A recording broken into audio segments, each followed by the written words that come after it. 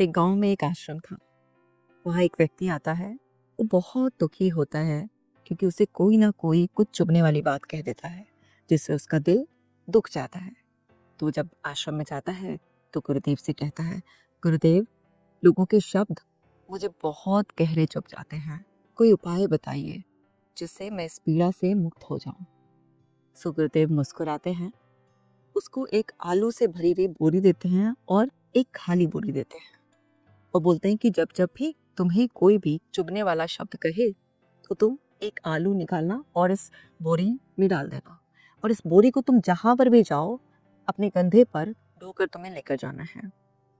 कुछ दिन बीतते हैं और खाली बोरी में अब आलू और बढ़ते चले जाते हैं, बोझ बढ़ता चला जाता है, कंधे पर उसे संभालना मुश्किल होता जा रहा है, आलू भी सड़ने लगे हैं, बांस मार रहे हैं। तो वो इंसान और परेशान हो जाता है। उसे लगता है अरे इसकी बदबू तो मैं सह ही नहीं सकता, इसका भार तो मुझसे सहा ही नहीं जा रहा है। वो परेशान होकर फिर से उस आश्रम में जाता है और गुरुदेव को बोलता है कि मैं तो बहुत ही ज़्यादा परेशान हो गया हूँ, इस बोरी को ढोते ढोते आलू सड़ रहे हैं, बदबू मार रहे हैं, मुझे बहुत तकलीफ हो रही है। तो गुरुदेव शांत रहते हैं, मुस्कुराते हैं और फिर समझाते हैं, देखो ये जो खाली बोरी है ना, ये तुम्हारा मन है, और ये जो आलू हैं ये वो शब्द हैं जिन्हें तुमने ढोया, और जितना तुमने इन्हें ढोया अपने साथ रखा, ये सड़ते चले गए, बदबू मार रहे हैं, बोझिल हो रहे हैं। तो ऐसे ही तुम जो भी दूसरों के कहे हुए शब्द अपने मन में रख लेते हो और उन्हें ढोते रहते हो, कुछ भी काम करते वक्त, कहीं पर भी जाते वक्त, तो वो शब्द तुम्हें अंदर अंदर अंदर अंदर और ज़्यादा पीड़ा पहुंचाते रहते हैं। कोई दूसरा किन शब्दों में हमसे बात करेगा, हमारा तिरस्कार करेगा या हमारा सम्मान करेगा, ये हमारे बस में नहीं है।